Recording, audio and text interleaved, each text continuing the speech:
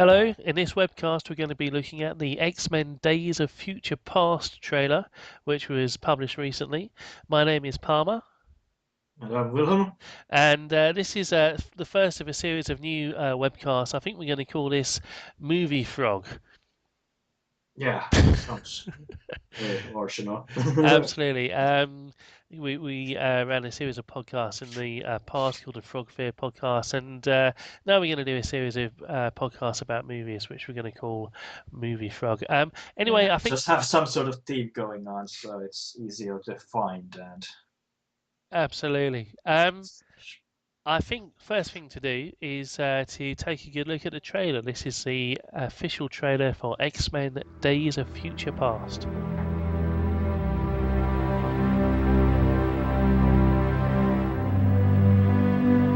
What's the last thing you remember? I had a glimpse into the past. You're going to have to do for me what I once did for you.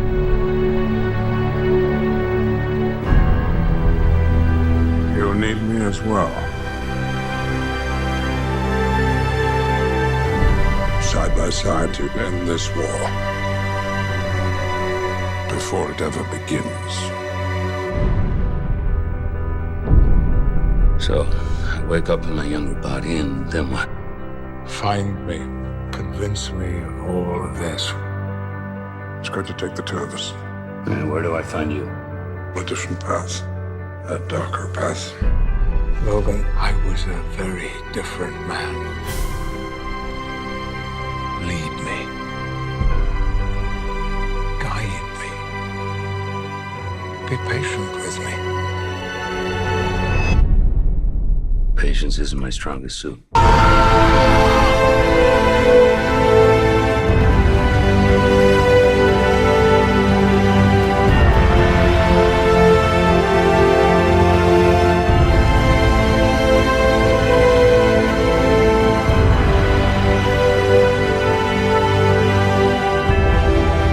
I don't want your suffering. I don't want your future.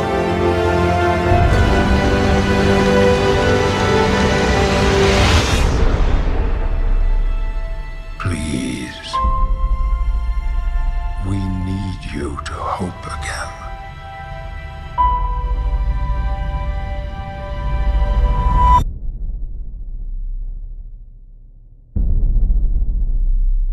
Okay, there we go. That's the X-Men Days of Future Past official trailer. Vil, I don't think you're quite as familiar with the comics as I am. I've read the original comics many times. I'm a bit of a real X-Men fan. But what did you make of the trailer? What are your first impressions? well, it's felt like just continuing from the three X-Men movies Hmm. because we have Patrick Stewart and the old cast so showing there. Yeah, absolutely. And it's I'm not very familiar with the story. I know some basics of it, but from the trailer, I mean, I can obviously see it involves time traveling and seems to have Mr. Richard Nixon there too. Yeah, absolutely. And of course, you're quite right. You had the cast from the first three movies, but you also have the cast, or some of them at least, from the more recent X-Men movie, X-Men First Class, which was set Yeah, I've in. heard. Yeah, and unfortunately, I've missed that movie still, but Ah, I'll fix that before this movie. well, that's fine. But so Is the cast same as in the first class? Are the absolutely. characters the same? Okay. So you've got X-Men First Class, which was set around the time of the Cuban Missile Crisis, as I recall. And just based on the way the characters were dressed, you had a young Professor X in that in the trailer we've just seen. I reckon that was set in the 70s. I reckon that time has moved on a bit from the First Class film. So what? So well, any time when Mr. Nixon was ruling, I Yeah, suppose. absolutely. Sorry, I should have worked it out. Pre-Watergate. Yep. Tricky Dicky still in charge. So you've got Professor X from the future, Patrick Stewart with no hair, and Professor X from the past, which is James McAvoy in his 70s jacket and hairstyle. And Wolverine seems to be the person in this film, which is makes it different to the comic books, who has to go back in time and try to change the past. That's the plot. I've given away the plot, but that's just So that's just a does it very mean basic. that it doesn't have Kitty Pryde going back in time at all, or? Well, no. From the look of this, no, because you're quite right. In the comic books, Kitty Pryde is a person who goes back in time. But it seems to be that for the films, they've said that Wolverine Logan will get that role, which is a bit of a shame. I really liked Kitty Pryde is my favourite X-Men character, but you can understand why, because Wolverine has got all the attention in the films. Kitty Pryde, played by Ellen Page, played a fairly small role in X3 in the third X-Men film, but she wasn't really a major character, so you can Yeah. see why they've done To be that. honest, I didn't even remember she was in the third X-Men film. Yeah, she's in it. She plays the girl who can phase through walls, which is Kitty Pryde's power, and she rescues the sort of young mutant at towards the end of the film, and she's chased by Juggernaut, as I recall. Anyway, she is in it, but not for very long. Yeah. I have some general comments still, but Uh-huh. should I go with them or? Yeah, no, let's hear them. One thing that I sort of, I suppose this is a sort of common thing in Hollywood movies, but I'm not sure if it works perfectly with the X-Men that every X-Men is dressed in black leather. Yeah, I mean, I guess that's Hollywood's way of saying that they're cool or something, but I yeah, think they could have differentiated them a bit with color or something. I don't know. It's just I can understand why they aren't directly the same things as on comic book pages, but I don't know. yeah. You couldn't make them look the same as the comics because it would look stupid in a film, even if it looks okay in a comic. But you're quite right; they don't all have to be all dressed in black leather all the time. They could have done something different with them, I suppose. Although, in fairness, Professor X is dressed in a sort of snazzy-looking jacket, basically. So, Except in here, he's also dressed in black in this trailer. uh, no, he has a. Sorry, the younger Professor X is in this. I think it's a sort of brown leather jacket. Anyway, he's the only one who looks a bit different. Yeah, but I was talking about the old Professor X. Yeah, you're right. You're right. As you actually said already that you're a big X-Men fan, and you read the story. Did you read it when it came out or Yeah, no, later on? shortly after it came out. I wasn't quite old enough to be reading those stories when they first came out, but So you basically you read reprint of it, but it's still been probably something like 20 years ago or. yeah, exactly. It was a long time ago.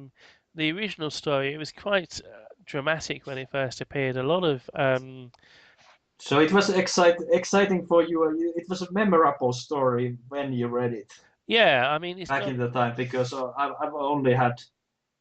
Actually, I think I only had a slight exposure to this story's first part in this sort of cheap reprint collection that I have, and this has been sort of more recent read for me, and it just hasn't had the same effect due to that, I suppose. And I've never been big X-Men fan myself, so. Well, I think it's seen now as a sort of classic superhero story, and it gives you a future world and the current world. Well, to my understanding, it's a logical next step after the Phoenix Saga. Um, I, I don't know. Why do you say that? At least in my collection, the Phoenix Saga is just right before the Oh the yes. No, it does. the, It was the future published. past thing. It was published not long after the Phoenix Saga. It was published in 1981, and the Phoenix stories took place in 1980, about 6 months previously, perhaps. Oh no, less than that, maybe only 3 or 4 months previously. So it was a run of sort of just when the X-Men was really at its best. It wasn't quite the sort of big commercial franchise then than it is today, um, but that you had a lot of classic stories. And what was exciting at the time was it was set partly in a future world where not just the X-Men but also the Fantastic Four and other heroes, the Avengers, had all been defeated. They'd been killed, and it was sort of set in this nightmare dystopian future.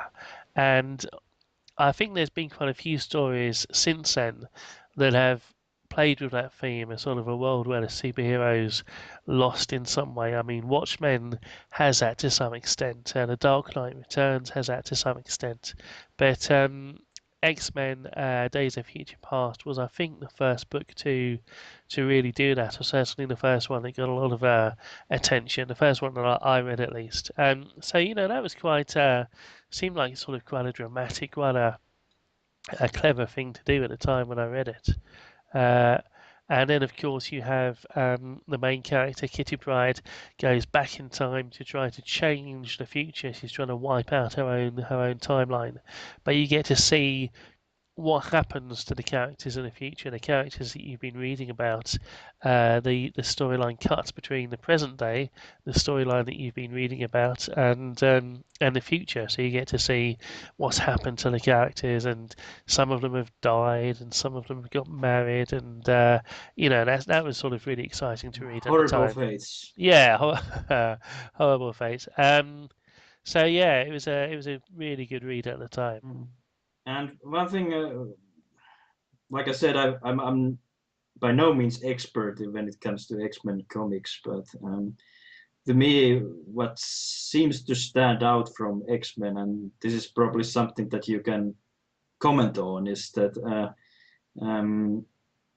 they do seem to have more what's the word? Characterization. Characterization.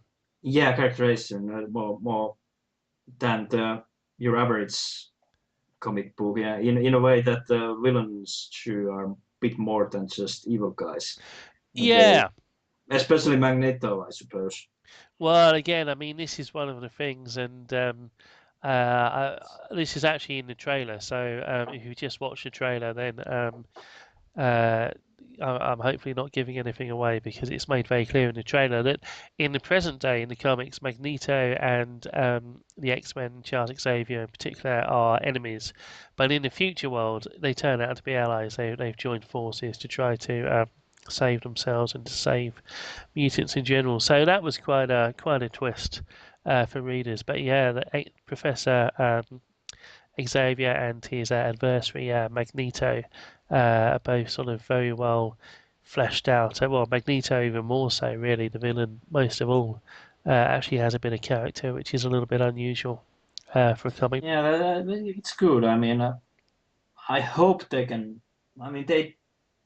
It's been a while since I've seen the X-Men movies, but at least the feeling I have currently is that they did fairly good job of trying to bring some dimension to the villains too in the movies. Yes, yes.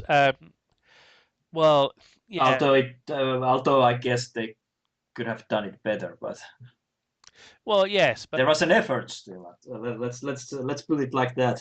yeah, they make an effort, and to some extent in X-Men First Class in particular, they sort of flesh out Magneto's background and why he becomes the person that he becomes. Right. And one problem probably was with the series that the third one wasn't done by the same director, at least, or I'm not sure if the same team was behind it at all. Yeah, the third one was. I'm just looking up who did this. I can't remember. It was Brian Singer did the first two, I think. Yeah, Brett Ratner did the third one. Yeah, that was a bit of a. I think everybody agrees more or less that the third Third, one was. Sorry, third. a bit of a turn. I think, yeah, that's not very popular, the third film amongst fans of the series. Although it did have Kelsey Grammer as Hank McCoy, the Beast. Now he's brilliant. That's Frasier, of course, Yeah. from Cheers and from Frasier. Yeah. Now, oh yes, one other thing. So yeah, my question. Well, go on first. Well, I just I'll have. wanted to draw out one other point from the comic books, which I don't know if this is going to be true in the film as well. We'll have to wait and see. But in the comic books, the Days of Future Past story was also sort of the epitome of the story about the X-Men being feared and hated by a world that they're sworn to protect. The idea that they're mutants and they're sort of oppressed to some extent, that people are afraid of them, and it shows that the future world sort of shows that going to its worst possible extreme. Um, so they're trying to not only to stop terrible things happening, but they're trying to stop a world from being created where mutants and ordinary human beings fear each other and are basically at war. So it's all about trying to bring peace between different people. Right, right. I presume they could continue on that. I mean, it wasn't absolute resolution after the third film, at least. Uh, Mm. yeah, no, well, I'm talking about the comics here. Oh yes, no, they certainly Yeah, can. yeah. Well, I was just thinking the film continuity. I mean, it's sort of the three films sort of played on that too. So I don't see reason why they couldn't continue that Yeah, theme. I think it's a key part of the X-Men. You can't really have the X-Men without that theme being in it. Yeah, that's true. So my question was, now that you are a fan of the original comic series, what do you think about the trailer? What sort of reaction does it Well, I'm a do? little bit disappointed that it has this big role for Wolverine and not for Kitty Pryde. I mean, Wolverine does have a big role in the comic version too, actually, and one which I won't spoil, but I imagine audiences would quite enjoy seeing actually. But it looks like they're doing something different with him in the film. I can understand why, but it's a bit of a shame. And it all seemed, I mean, this is going to sound odd coming from an X-Men fan, because the X-Men are, as the comics, they were very angsty, they're very soap opera like. Mhm. But this film, it seems a little bit, it's sort of, there's a lot of focus in the trailer on the young Professor X sort of moaning and saying, "Oh, he doesn't want to know," and it's all a bit depressing, and he doesn't like it, and that's a little bit, For Professor. yeah, that's a little bit disappointing to me. But having said all that, I mean, those are the sort of negative sides. I think it's going to be a great film. I'm really looking forward to seeing it, and it looks like it's going to have lots of explosions and special effects, which is always nice. I just hope they don't go too pretentious. I mean, you can tell a story, a sort of a meaningful story, without going over the top with a melodrama. Yeah, well, I would hope that the movie would have some context to it. I mean, at this point, I'm sort of bit tired on superhero movies that are just just flashy things and lots of action. I mean, I I would personally hope that most of all that the story works well, and then then after that you can do all the effects you really like to do. But just please focus on the story and make a good story out of it. I think it has to work as a standalone story for the movie to work. It has to work for people who haven't seen any of the other films. And the basic storyline is actually so simple. It's the future rather, is a terrible place. So in the last desperate attempt to fix things, they send somebody back into the past to try to change the past, and that way to change the future. And it's a really simple story to tell in a way. So hopefully they will manage to tell it. Right. And apparently X-Men don't need a was it DeLorean or what was the car to do it in Back to the Future? No, they don't need a DeLorean. They don't need a Terminator time machine either. I mean, if it's anything like well, in fact, it does seem from the trailer that Wolverine won't actually travel in time himself. His mind goes back, but not his body. So his mind goes back and enters the mind of the younger Wolverine in the past. Right, but still played by the same actor. Yes, yeah, with a little bit less makeup on it, presumably. One thing I thought might be quite nice to do, just quickly, is to watch the trailer one more time if you tune it up on YouTube, and just to look at some of the characters who are in it, because there's quite a few X-Men from the past and future, and just to go through and sort of dissect what's going on. What's the last thing you remember? And I don't know who that is. Well, Wolverine, looking pensive. Storm, this is basically in the future, and the world is gone to hell. It's a horrible place. Turn up the volume a little bit. Oh, there's, I think that's Iceman, Bobby Drake, talking to Kitty Pryde, played by Ellen Page. Not saying a great deal. There's Rogue. You're going to have to do for me what I once did for you. Professor X talking to Wolverine there. There's the Xavier's mansion, the school for gifted children. So there's Magneto with, I think that's Iceman. I think that's Bobby Drake behind him. Could be. I think he's in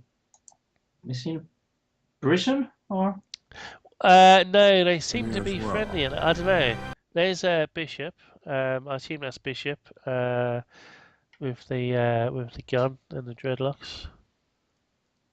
In the cartoon version of Days of Future Past, it's Bishop that goes back in time.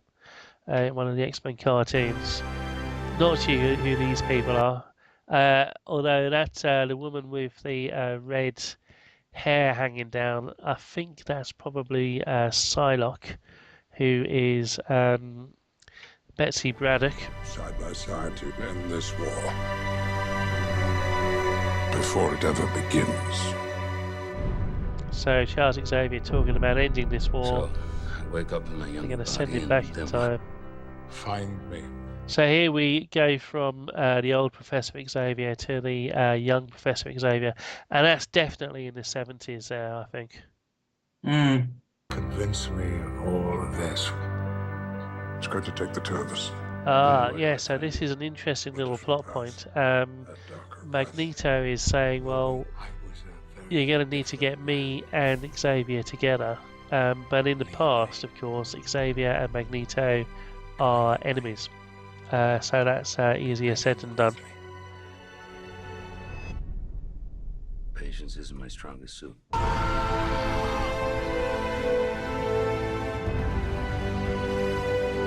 So it looks a little as if Logan goes back into the past and the young Professor Xavier reads his mind. Although in the comics I don't think anybody can read Logan's mind for some reason. That guy, I read somewhere that he's meant to be playing Puck, but I may have got it wrong. Puck is a Canadian superhero created by John Byrne, who was an artist on the X-Men, who actually was the artist for Days of Future Past. but I don't know if that will prove to be correct. You to hope again. And here, Was the China visit part of the comic in any way? no, there's no visit to So China. is this part of the getting the Chinese audience to connect with the film? Yeah, could be. I don't know.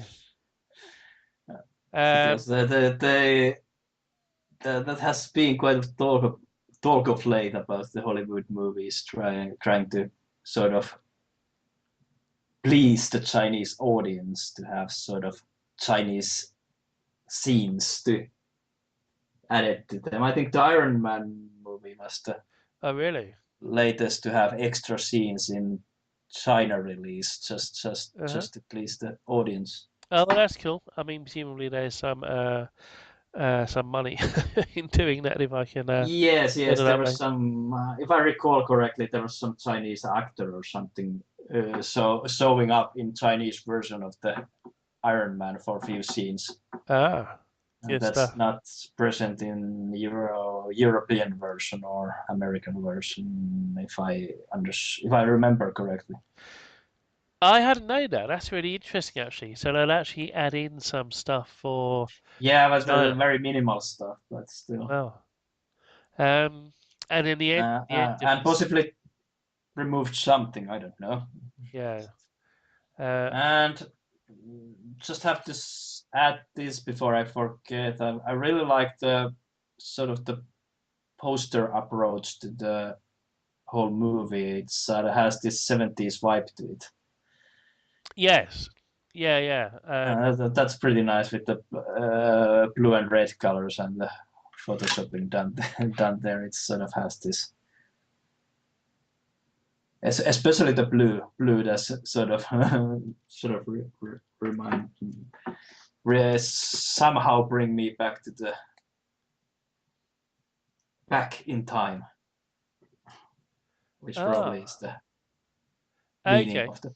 Now, I hadn't actually seen these posters before. Just looking them up now. Do you get the same vibe? Sorry? Do you get the same feeling? Yeah. No, I've only just seen this. You're quite right. It does look like a 70s movie. I'll look at Puck if that is actually Puck. Down in the bottom right hand corner. He's got a fantastic 70s moustache. Uh, yeah, no, that is a cool poster. That's a nice poster. Hmm. So overall, you're excited about the film. Yeah, I am. I am excited. I don't know if it's going to be good. I don't know if they will, if they will mess it up or not. But we can only hope. I have to go bit less with this. I'm sort of neutral about it. I'm not especially waiting for it, but don't have anything really against it either. So sort of neutral feeling currently. A neutral feeling. Well, I think it's. Non-existing feeling, I suppose. I think.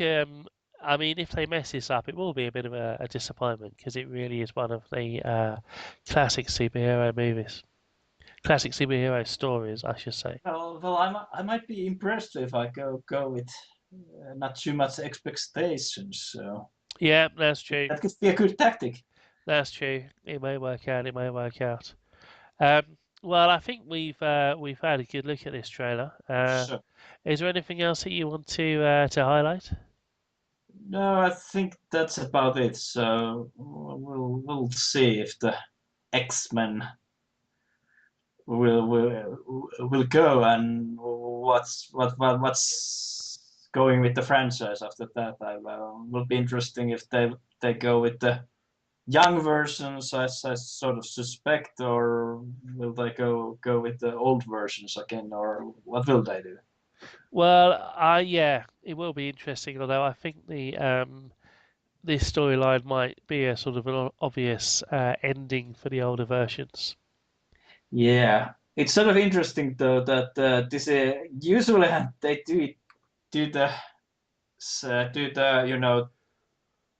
passing of the torch films so that the the film that introduces the new cast has the old cast with them, but they actually gone the road of having the new cast in their own independent film, Yeah. and the old cast in their 3 independent films, and now after all that they're merging them in one film, and then we'll see what happens, I suppose. Yeah, but it's a stroke of luck, really, because it's a perfect way to do this particular storyline. Having the two sort of film series set in different times, it allows you to create this particular story really well. So I think they've done a pretty good job here, and I'm looking forward to it. I'm really looking forward to seeing what they come out with. We will see. Absolutely. So thank you very much indeed for joining us. My name once again has been Palmer. And I'm Wilhelm, and remember to check frogfair.com. Yeah, absolutely. You can join us on frogfair.com, the website, or just leave your thoughts in the here on YouTube if you're watching on YouTube. Leave a comment below, and please don't forget to subscribe. Thank you very much indeed. Thank you.